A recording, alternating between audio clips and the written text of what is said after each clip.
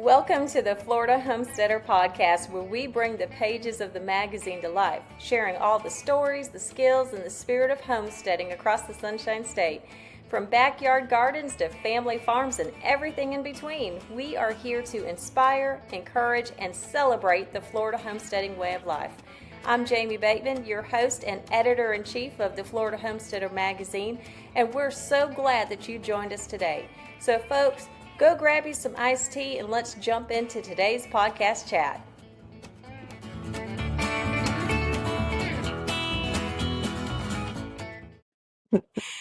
Hey, welcome back to the Florida Homesteader Podcast. It is such a joy to have you with us today, and I got to tell you, I'm excited about today's talk.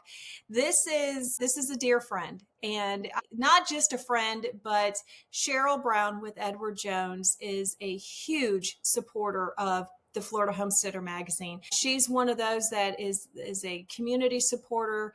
She believes in true value missions and everything. And when I called her up one day and said, "Hey, I've got this idea," we went to lunch and she was the first one to say, "I'm going to support you on this." And so, Cheryl, I appreciate you, but I'm so excited to have you on my podcast. Thank you for being here. Thank you. Thank you for having me. Yes. I have to say, this is my first podcast, Yeah. so this is a new experience for me, and I'm all about new experiences. Absolutely. Absolutely. But the first of many. We'll say that. Yes, The first yes, of many. yes. So, First of many. yes. So let's just jump right in because we've got a lot to cover today and it's going to be a good conversation. We're going to learn a hmm lot and share a lot. So, but first, before we dive into all that, tell our listeners who is Cheryl Brown? I'm going to actually start off with I call it the story of Percy. Mm. And so, no better way to go back to a man named Percy who suffered a stroke at probably 76 years of age. And he survived long enough to communicate to his wife of over 50 years that he had hidden some money in the old Cracker style home that they had lived in all of their married lives. He passed away shortly after that, I would say within a couple months. And Eula, his wife, remembered what Percy had told her, that he had stored some money in that same cracker style home that they'd lived in all their lives, right on Highway 17 in Arcadia. Really? And when Eula remembered that, Eula reached out to Sharon, her daughter, and Sharon and her two daughters, who were in elementary and middle school, went over to Eula's house and they located over $70,000 that had been stored in that old cracker style home. Oh my. I was one of those little girls and I was in middle school when that happened. And I remember going on a treasure hunt, and my grandfather, Percy, had stored wadded up bills stored up in his socks in his drawer. They were in the walls, in the cubby holes, in the floors, and we even found it in the closet in the ceiling. Wow. Now, that cracker style home burnt down a couple years later. Oh. Yes, we will always wonder if we got all the money out of there. Yeah, yeah. But Percy was my grandfather, Eula was my grandmother, and Sharon was my mother. Mhm. That played such a huge role in everything, and that I believe that changed my perspective on family, because it wasn't the yes, he was worried, and his whole focus was making sure that he took care of his family, but he did it with a sixth grade education. My grandfather worked for the state, but he was the oldest of three kids, and he left school at 6 years of age and began working to provide for the family. He married my grandmother when he was in his later 20s. He worked for the state, or actually it was the county, driving or working a crane, and he also had a lawn mowing business. And so they had their own homestead right there in Arcadia, Florida. We had cows. I helped pick beans. So I'm from a long line of farmers. And Nice. so, based on whenever I did ancestry.com, I actually found that I have four generations right here in Florida that have been working as Wow. farmers. As And I farmers. had no idea. Oh, wow. Um, all up in the Polk County area and just a Mm-hmm. little north into the Tampa area and even Mm-hmm. over into Okeechobee area. Wow. So I find it so funny because I'm actually a relative of the Rollerson family out of Okeechobee. Okay. So it's just crazy knowing like some of just the technology now that's out there Mm-hmm. that you can look all of this up. Mm-hmm. And so it was fascinating whenever I found some of the heritage. But going back to my grandfather, he was he was a man that took care of his family. He and my grandmother were married for, I think at the time that he passed away, over 60 years. Wow. What a And blessing. so they had gotten married when my grandfather met her when he was in his mid-20s and she was just out of high school. And so in those days, you actually, I mean, you met someone in high school and you're in your 20s and it was love at first sight. They were Yeah. married within just a couple months and they had two children. My uncle lives in North Carolina and he had traced his heritage all the way up there where we originated about 4 or 5 generations ago, Okay. right off the boat. I believe it was was it the ferry in New York? We've actually traced all of that back there. So it's very interesting. So to say the Yes. least, I come from a long line and I'm right here from the heartland, from a long line of, I would say, Bible Belt people. Mm-hmm. Yeah. So I was raised as a church goer, raised as a farmer, raised as picking beans, and honestly, I'm one of the last generations that did not have internet in the house. And so I played outside my Yeah. whole time growing up as a kid. And I remember going to my grandmother and grandfather's house right there in Arcadia and helping her pick beans, collard greens, helping grandpa go out there and feed the cow. And they actually harvested their stuff every year. And so it was, they had rabbits and squirrels and oh, I can remember going hunting and fishing. And I guess Nice. that's kind of my favorite pastime. I'm like, Mm-hmm. it's the technology world is something that's definitely a little bit awkward for me because I'm that last generation that, Mm-hmm. I just like to be outside. Mm-hmm. So, Yeah, I'm going to use that the next time when my kids are talking to me about something that I'm doing technology wise. And I know they're going to be listening to this. So I'm just going to say that's my excuse why I don't remember passwords and I can't yeah. log into my email. I was a kid outside playing until the lights came on. I wasn't on a computer. Oh, I know. And I lived it up right till it got dark. And to Yes, be honest with yes. you, I mean, listen, when I heard the yell, girls, that was Mm-hmm. my father calling. It was dusk, time to Yeah, come home. yeah. Ours was if you weren't in the house, when the street lights came on, there was a chance you may not get to eat. So it Yes, was, yes, you better yes, get in there because the street lights are coming on. But yes. And no cell phone. No cell no, phone. no, Never had a cell mm-mm. phone. I didn't I have a didn't even cell have a cell phone. phone in college. No, no, I don't think I got my cell phone after we got married. I think is when I got mine, which was I was in college, but I think I was married Yes, at that time. So yeah, no cell yes. phone, and it's bliss. I Oh, I put me know. put me in a location where there's no cell service, and I will have the best day ever. Me too.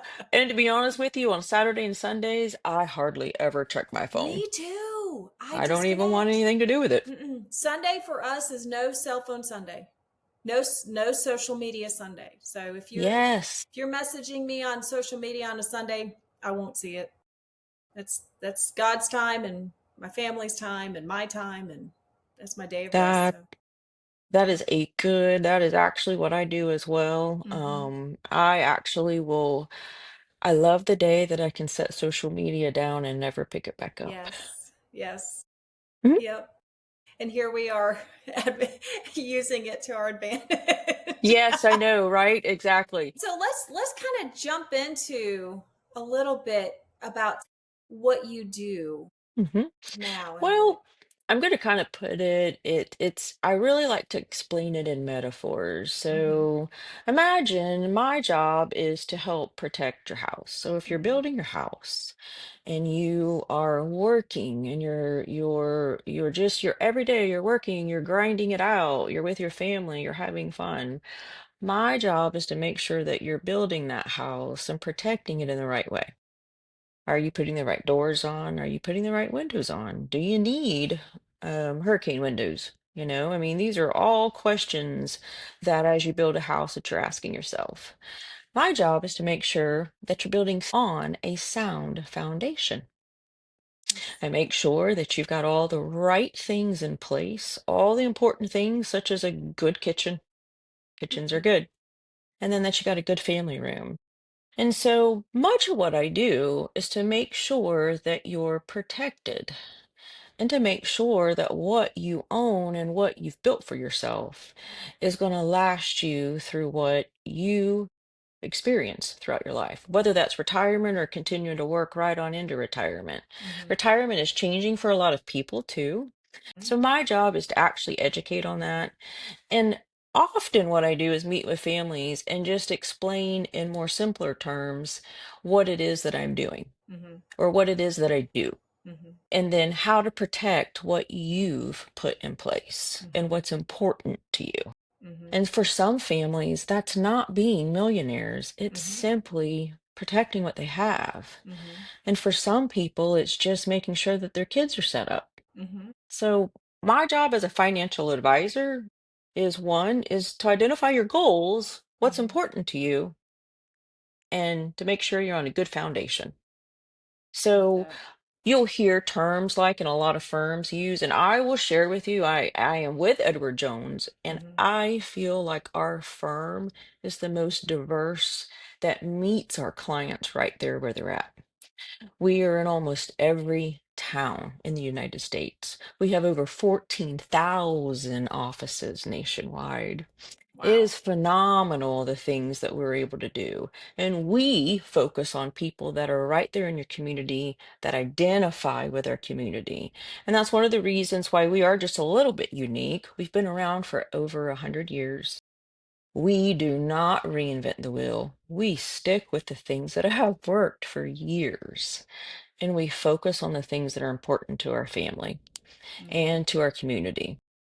We don't bother with the things that are new age out there. And I know that you're going to hear Bitcoin and you're going to hear some terms like that out there. And there's always been digital currency and it's been floating out there for years. Mm-hmm. Our job is to bring a little bit of common sense. We're not saying it won't be a currency. We're just saying that, let's use some common sense here. Be What's well, important? be knowledgeable about it.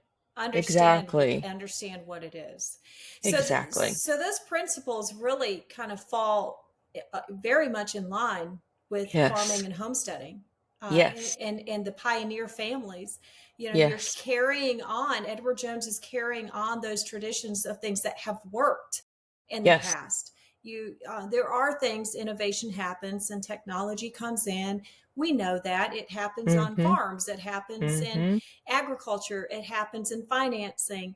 But Yes. understanding and appreciating our past, Mm-hmm. and knowing how we got to where we are today, hanging on to those values as we continue to grow and evolve in a way Yes. with the way things are Yes. going now, but still keeping true to what we had in the past. So Yes, very, very absolutely. similar. And it's probably one of the most organic growth firms Hmm. that's been out there, which means that I have ownership with that firm. I answer to my clients, and it's what's important from my clients or what's important to my clients. It's not what's important from my shareholders. Right, absolutely. That's a huge difference. Let's just put on the idea that we've, with our listeners, that we have a range of folks, from those that are just starting out in Hmm. their careers, to those that are going into the retirement and or have already retired. Hmm. Let's start with those that are just starting. Yep. For us on the homesteading world, we tell people when you're wanting to start a homestead, do your research, know what you want, understand what your goals are, and take it step by step. Little steps at a time will actually achieve and get you to the goals you need. You don't have to just like all into it. Like you don't feel like you have to just pour everything in all at once. It's that little steps at a time. Yes. I feel like that's the Yes. same with Edward Jones. Yes, exactly. And to be honest with you, it's probably we're one of the firms that really like to work in the very beginning with people to show people actually the capability that they have just to be consistent. Mm-hmm. So often what we do is we actually show, and I took this same tool and I taught my son this, that it's not in waiting till you're 40 or 50 years old and selling a piece of land and then starting to build for your retirement. It's starting small in the very beginning and being consistent with that. So I showed him an illustration. I showed the difference. I said, if you are on a track and you put back as little as $25 a month, and then maybe when you hit into your 40s, you're able to put back a little bit more because your income is a little bit higher versus waiting till you're in your 40s to start Mm-hmm. saving. There was a huge difference. It's not actually the timing of the market, it's the time in the market, and it's being consistent and in small amounts. Mm-hmm. It's the earlier you start, the better. And it's starting small with little money. Mm-hmm. And I cannot stress that enough. Mm-hmm. It's starting small and starting It early. doesn't have to be a lot, but looking at you've got somebody that is out there saving. Is the saving going into a savings account? Is it going into some socks and rolling up into a into a hole in the side of a cracker house? Is it coming Yep. to you? How what is your recommendation on somebody who's just starting off, just starting to put a few dollars a month away? So my first suggestion is it's a little bit different. Are you living at home or are you independent? Are you living, on your own in an apartment? Are you saving for a house? So I Mm-hmm. often talk to everyone about I actually go down to where they're at. Are we a Mm-hmm. student in college? Are we just starting out in a business? I really like to drive home the importance of having at least 4 to 6 months of emergency cash all the time.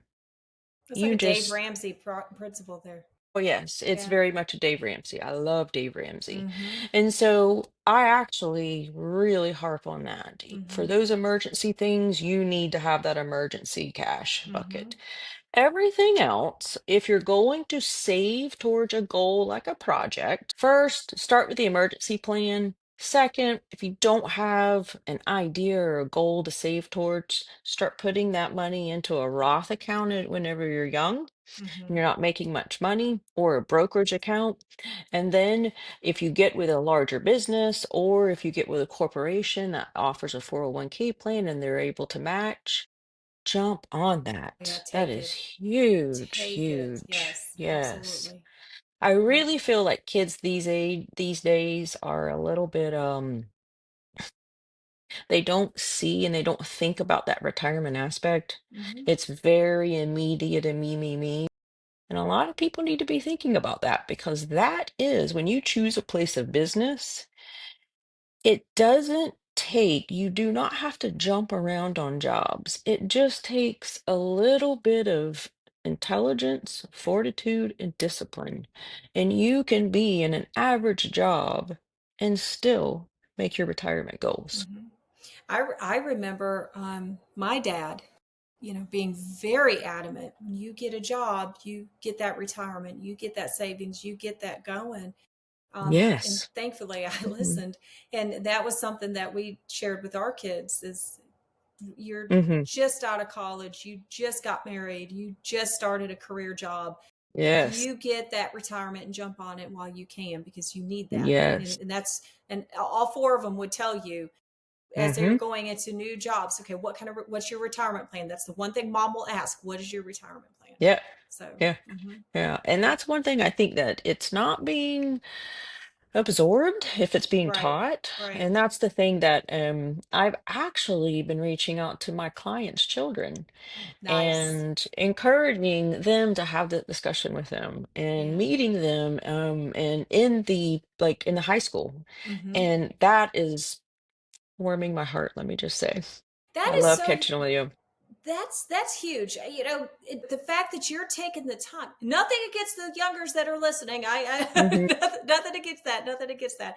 But Hmm. you're very, very right. It's not. It may not be taught as much as what it has been when we were growing up, and the importance of it. So the fact that you've seen that need Hmm. and you're jumping on it to share and to educate and to encourage, Yeah. that's going to make a ripple effect in somebody's life for generations to come. Honestly, that's what our purpose is. Yeah. Our purpose are to create ripples in this life. See, And I it's didn't know that. Look not, at there.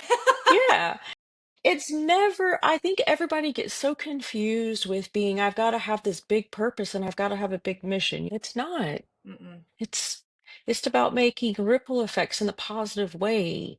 Why don't I Mm-hmm. go back to that? Mm-hmm. So think about this.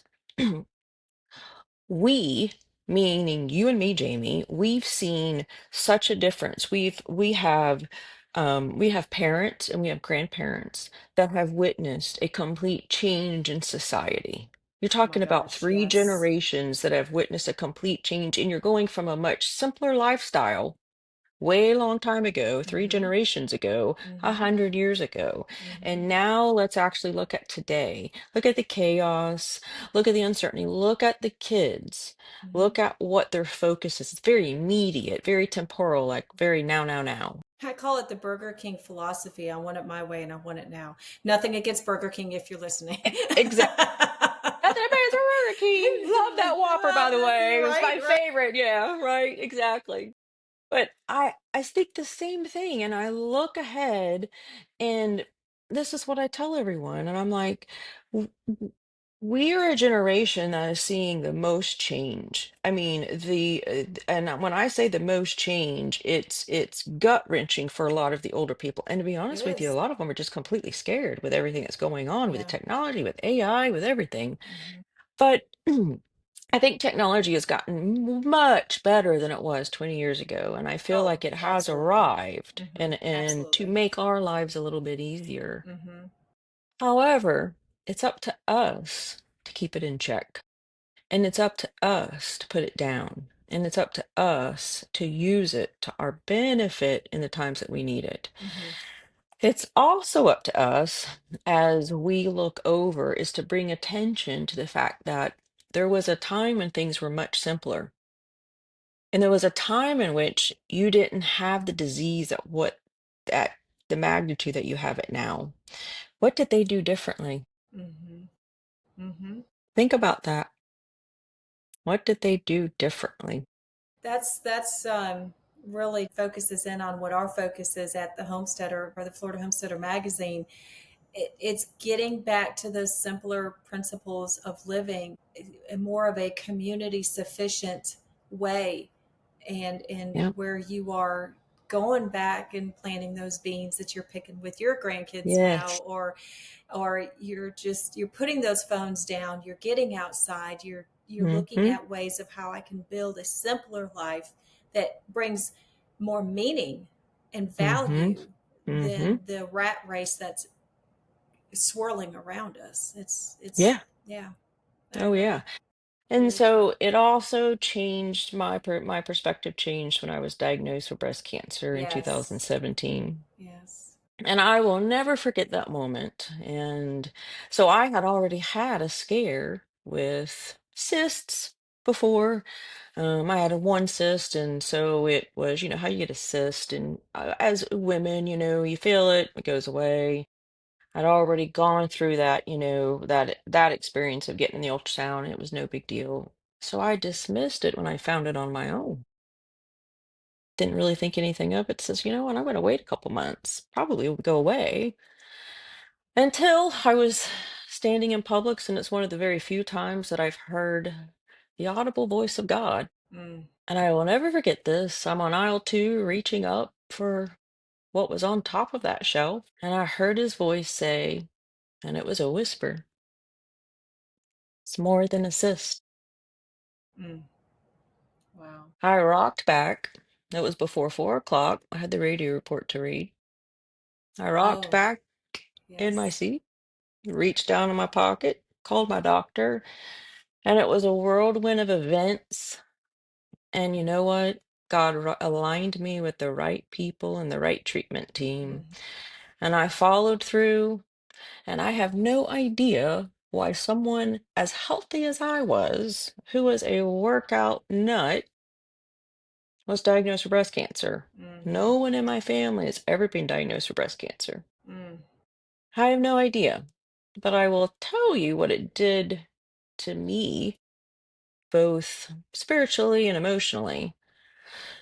Society tells you that you should work out, and you need to do this, and that you need to eat this, and you look a should stay away certain from way. this. Yeah. Oh, Mm-hmm, yeah.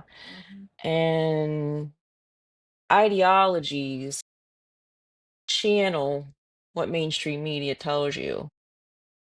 I wasn't listening to my body. So I began listening to my body and just, the story about inflammation, the foods that I was putting in my body. It's not very good for me. I needed to listen to my body. So I started doing that. And I did that after my cancer diagnosis and after I got better. And so I really started honing in on those homeopathic things that take care of some of the just the normal ailments that you have. And so I really started to educate myself on that. And so everybody's different. And the wonderful thing about it is we live in a world, and if you want to chase that corporate idea, you can, and you'll have everything at your fingertips to do so. And that is for some people, just Absolutely. isn't for me. Right. Absolutely.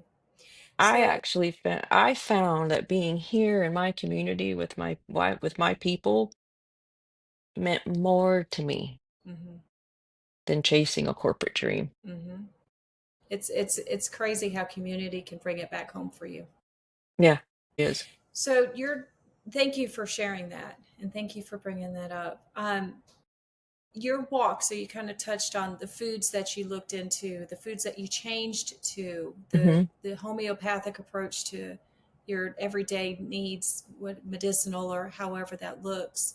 Talk to us a little bit more about what that change looked like. What did that mean for you? So yeah, you were eating things that you recognized you probably shouldn't be eating, Hmm. perhaps processed, I'm not sure, Yeah. to a more of a healthier approach. But you were raised in that healthy environment. So you went from the Mm. healthy, you dove into the fast lane, running your race, and Yep. then you got to, wait a minute, I need to pump the Hmm. brakes on this and change direction Yes, again. So exactly. share a little bit about what did that look like for you on the food side, on the Mhm. medicinal side. So on the food side, it looked like, so obviously it was at that time, I really enjoyed CrossFit, and I still like CrossFit to this day. It's a very functional movement. That's another thing it changed is, they teach you go to the gym, you work out 3 days a week, you got your body groups, you do this. But they don't really talk to you about functional. Like, what happens if, you're tripping. And basically it's kind of those basic things. Mm-hmm.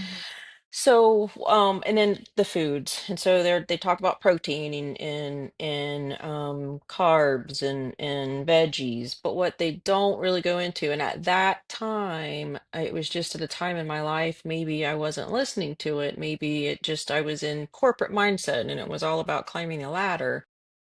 I was doing my workout. I was, working out 3 to 4 days a week, doing my cardio, eating my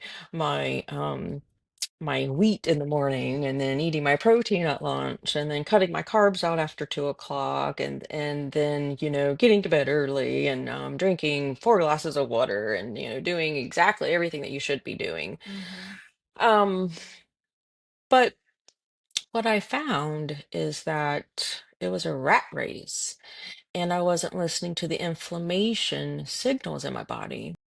And so those proteins that I was eating were from animals. And don't get me wrong, I mean, some people don't have these reactions, but these are animals that have been pumped full of, you know, I guess, steroids and things Mm-hmm. of that nature. Mm-hmm. A lot of people don't realize the hormones and stuff that you get from meats. Mhm. And I just happened to have a cancer that responded, gosh, I mean, hormones was making it grow and feeding it. Yes. And so there was a lot of things I had to change with that. So Mm. I had to change my meats, and my husband's a meat eater, so Mhm. the meats had to change for me.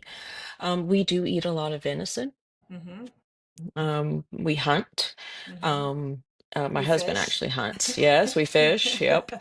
And then let's talk about fish. Mhm. That's another thing that is, a lot of people don't know this, and there's certain fish I will not eat. Mhm. Not ever eating tilapia Mm. because it's a bottom feeder. And there a lot of them are farm grown. And so there's a lot of education that I started, educating myself on.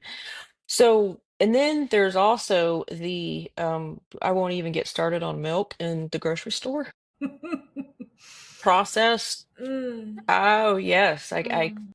There's something to that. There's Mhm. something to it. Mhm. And so, and then I started, and I remember when I was a kid, I used to do this, and I remember um, and so think of this. So if you have a day to yourself, what is the thing? What you as a business person and as being the matriarch of a family and making sure your family is functioning and making sure everyone's happy, you want to get stuff done, you want the house to be a certain way. And I quieted my mind and I go, you know what? What's going to make me happy today? What's going to actually give me joy today? And it's Yes. playing in the woods, being barefoot, running through the Oh my gosh, fields, yes. and Yes. like spending time in nature and watching the Yes. squirrels play. Mhm. So those are the things that I remember brought me joy. And then I remember a scripture in the Bible.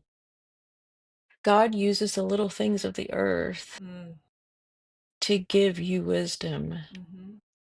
And so God has actually shown me by just watching kittens play. Mhm.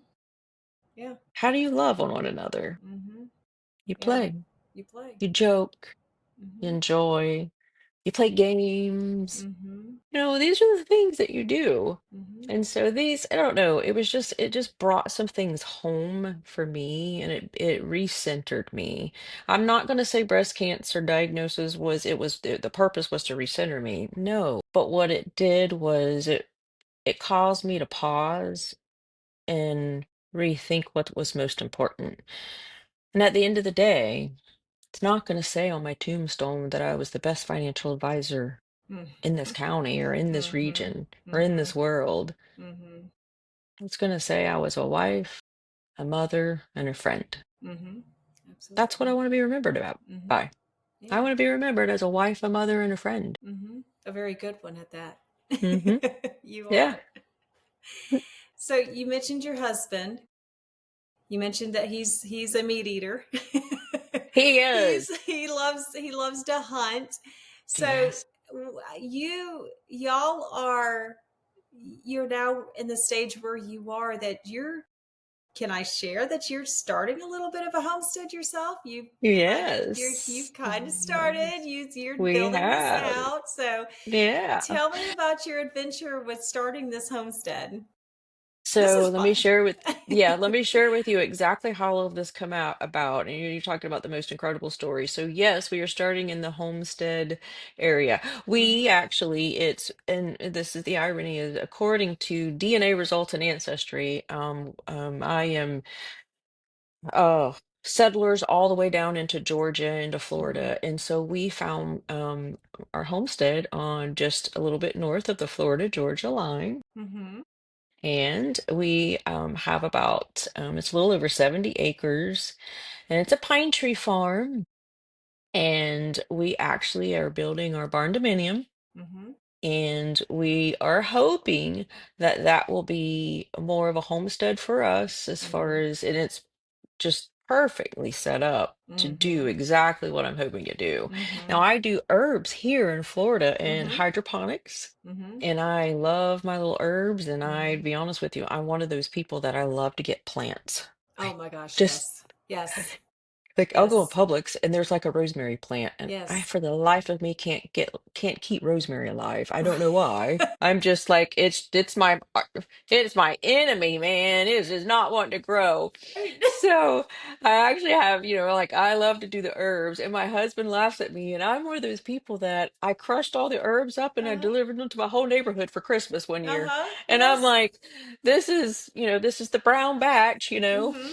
Well, Mm-hmm. Merry Christmas from the Mm-hmm. Browns. Right. So here in Florida, I like to do the herbs, but up Mm-hmm. in the just a little bit north of the Georgia line, we are Mm-hmm. doing our pine tree farm, and I'm also hoping to have some chickens in a couple years. Yay. Yeah, we're hoping we'll be able to spend a little bit more time up there, but I still have my business here. But I'm fortunate enough to be working for a firm that I can still work. I can Mm-hmm. work from home, I can work from anywhere. Mm-hmm. So that's the beauty of it. That is. And then I started researching on ancestry, and that was right about the time that I started getting involved with ancestry. And little did I know that my great great grandfather, John Perry, is Mm. from Terrell County, Georgia. And is that where the property is?